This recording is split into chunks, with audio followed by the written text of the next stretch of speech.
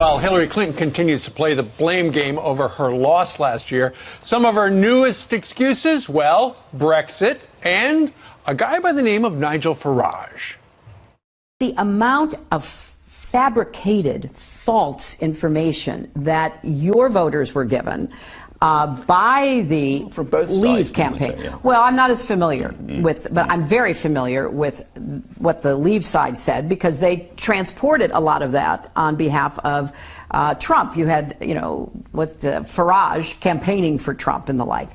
You know, the big lie is a very potent tool. Here to react, former UK Independence Party leader and Fox News contributor Nigel Farage. The big lie, Nigel, it was all you, it was all a lie, and it was all a conspiracy to defeat her.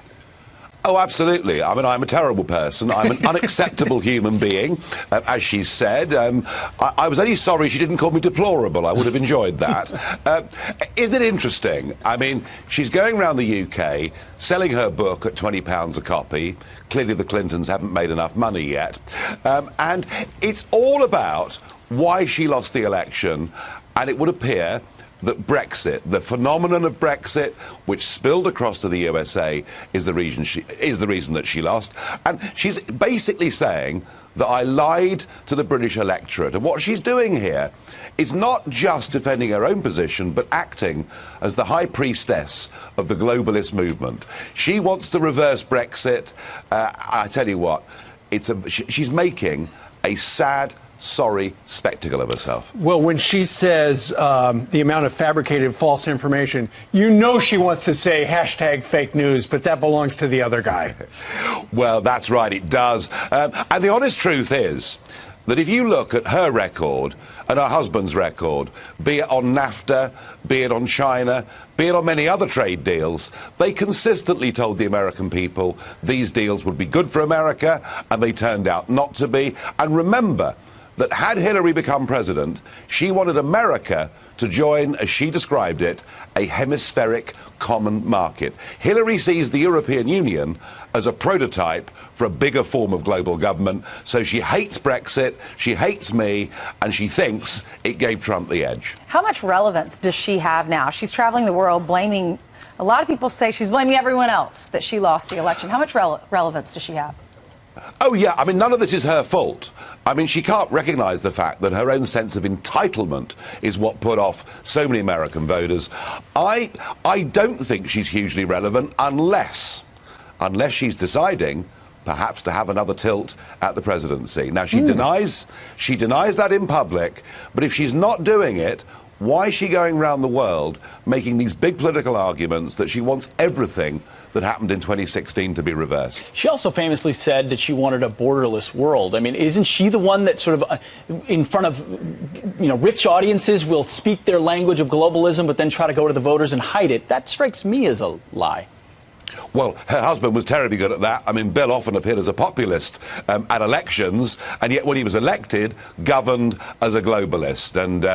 And exactly the same thing would happen with Hillary. You know, when she's with her friends on Wall Street and the multinationals, she sings a very different song. I have to say, it is a sorry sight to see somebody who is incapable of recognising their own deficiencies. She's deep in denial, and I just think she ought to recognise she lost, it's over, move on. All right, his name is Nigel Farage, also known as the Big Liar, according to what we just heard. Nigel, thank you very much for joining us today from LA. And this is part of a broader story: the rising tide of hardline right-wing nationalism around the world.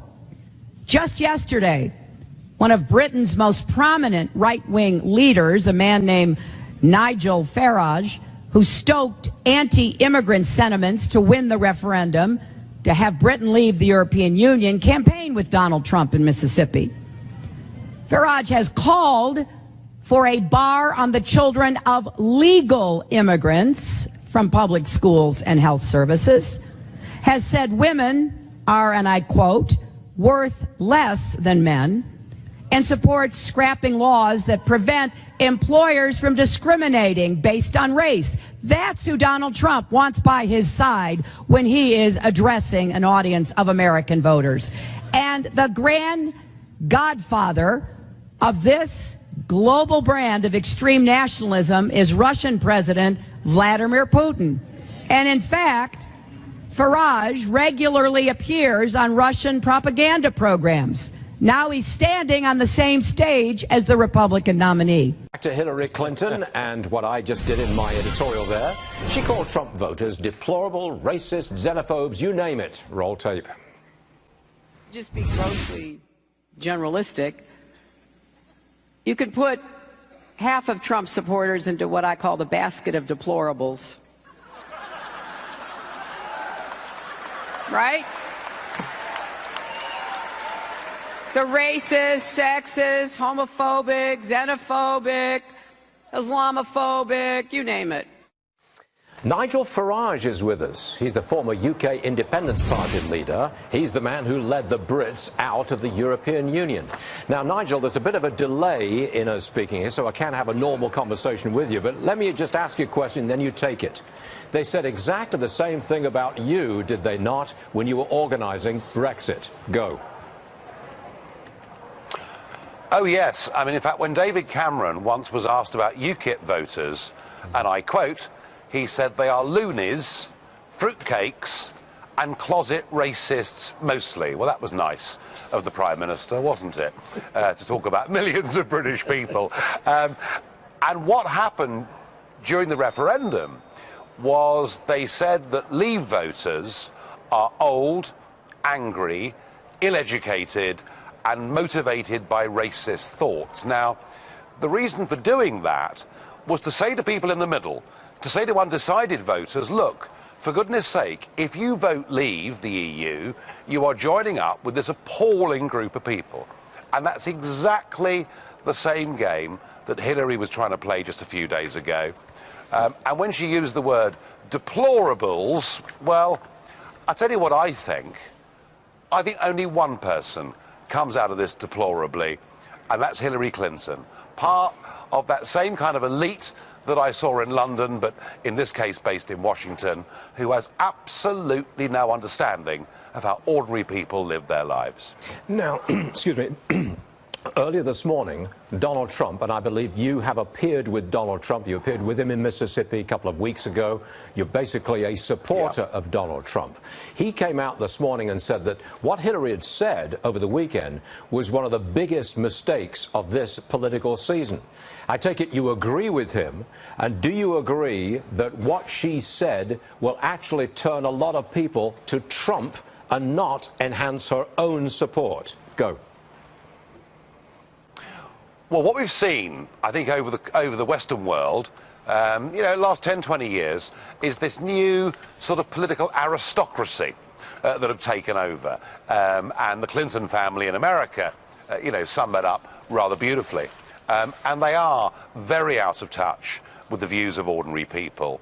And if they think by insulting the silent majority, they're doing themselves a favour by effectively demeaning people, by demonising people, then they were in for a big shock in Brexit, and I suspect she's in for a big shock in this American campaign as well. And I tell you why, people simply have had enough of being sneered at by out-of-touch, professional career political elites. Nigel, you can't hear them, but I know a few of our viewers will be cheering you on big time this morning, and we thank you very much for coming back on the show. Nigel Farage, everyone. We'll see you again soon. Thank you, sir. Appreciate it. Thank you. Now, both sides, you'll want to hear from the next person, because as we move towards the final stretch of the debate, Camilla is as yet undecided. So if we can get a microphone to the young lady with the black top. You're undecided and you have a question. Where are we going, Camilla? So I'm a journalist on the Sunday Express, and a lot of our readers are concerned about security. And I think, not to scaremonger more, because we've probably had enough of that on both sides, we are facing the prospect, somewhat terrifyingly, of Donald Trump perhaps becoming the next American president, a man who doesn't seem to believe in NATO, who doesn't seem to believe in protecting people abroad. If America abandons us and we leave the EU, aren't we going to be left in a lot more of a precarious position, not least with the prospect of Putin still being in power? Nigel Farage, how concerned should we be about being stranded then if we've not got the EU with us, running to nanny, some would say, and we've got Donald Trump in the White House? Well, we could have Hillary in the White House. I don't know what the outcome of that is going to be. I mean, look, I don't would it think be Trump or Hillary? Who would you I would choose? never vote for Hillary. I think she's a crook. And So I think, you go for Trump? And I think she'll get found out. So you go for Trump? I would certainly not vote for Hillary. I think I better just say that there's no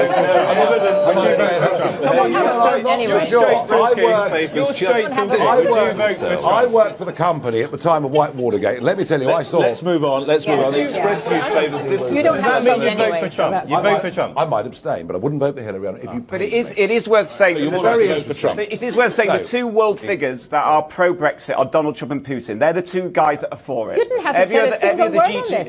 Well, the guys that are for the European Union include Oswald Mosley, the president of Back China. to Mr. Farage. That ridiculous game. No, this is important. Yeah. This is important. So, just for a point of clarification, Express newspapers do not necessarily support the comments they're personally held by Nigel Farage as regards Hillary Clinton. We move on to Britain out of Europe and with Trump in the White House. Nigel Farage. That doesn't think she's a crook. It doesn't say definitely was one.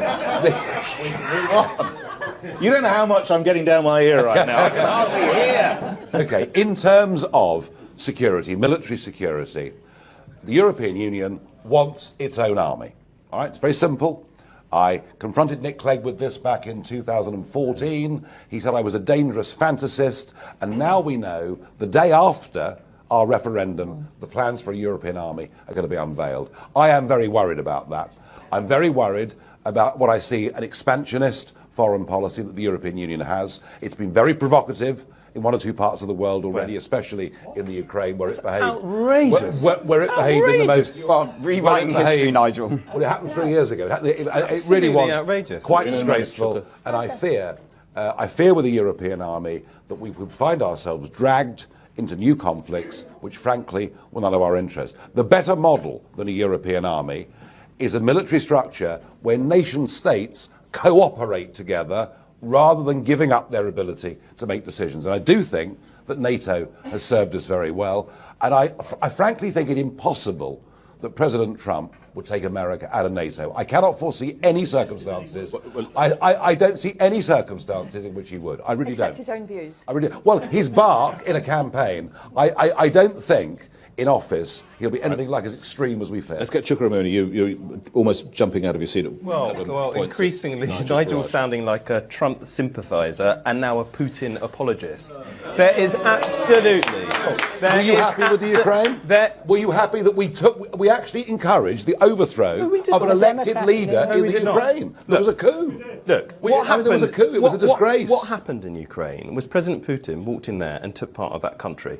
And that is completely inexcusable. That was later. And trying to blame that on the European Union. You can't rewrite history, Chuck. Sorry, mate. Well, I think you're rewriting history. The Crimea happened after. You are an apologist for President Putin. No, I'm not. But in terms of security and defence, look, if there was any call his work in Syria brilliant, Nigel. You're not an apologist. You're a fan. Well, do you know what? Do you know what? You're a fan of.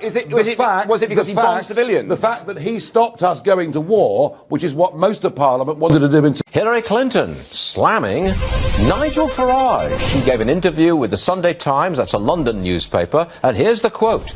He, that's Farage, came to the US to campaign for Trump and spent half of his remarks insulting me in a very personal way and talking about Trump as the alpha male, the silver-backed gorilla.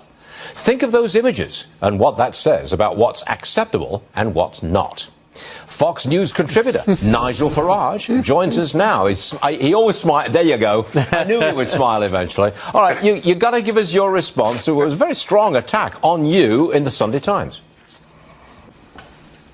Yes, it really was. I mean, Hillary is here in London selling her book, What Happened. It's £20 a go. Clearly the Clintons haven't made enough money yet.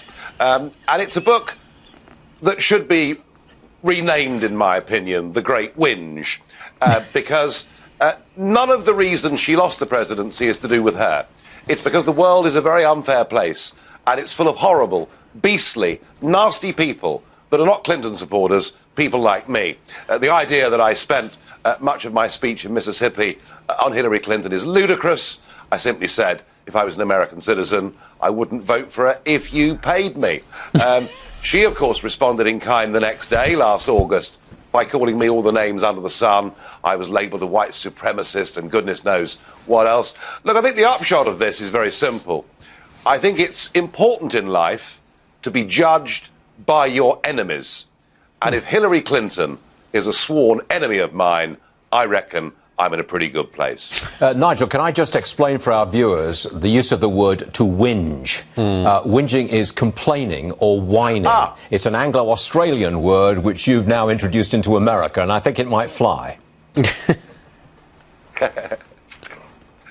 Anyway, but it really is, what a sad sight, isn't it? To see somebody that can't accept that perhaps the main reason she lost is because she, from the start, gave this sense of entitlement, as if, it was the crown that was due to be placed on her head. She was arrogant, she was out of touch, she didn't go out and meet voters and citizens, and yet somehow it's all everybody else's fault, including mine. I've a funny feeling this book is not going to sell very well here in the UK. I want to draw your attention to, you know what's going on here. This is Catalonia. Thousands of protesters over the weekend were demonstrating in favour of national unity, opposing the breakaway of Catalonia. Now, it seemed to us from a distance, we're here in America, we're looking at Europe, it seems like it was heading towards kind of balkanization, splitting up into very, very small countries. But maybe that's not the case. What's your thoughts on this? Well, let's get a sense of perspective here. 20 years ago, the number of Catalans that wanted to separate from Spain was about 15 to 20%. Over the last few years, that's risen, and in some polls, it's been as high as 40%. But what happened on October the 1st, when the local Catalan government tried to hold a referendum, and the Spanish police used the Spanish government used 10,000 police to stop people voting, literally dragging elderly women out of polling stations by their hair to stop them voting. Since then, I have a feeling that actually those who now want to separate from Spain have grown. Sure, there are two sides to this debate, but what is an absolute fact is the Spanish government, and this is supposed to be a modern democracy, they're supposed to have moved on from the days of General Franco and fascism. Their behaviour has been so awful that I think that Catalan separation and independence has got a little bit of wind in its sails now. We shall see. Nigel, thanks for joining us. Always appreciated. We'll see you again soon. Thanks very much.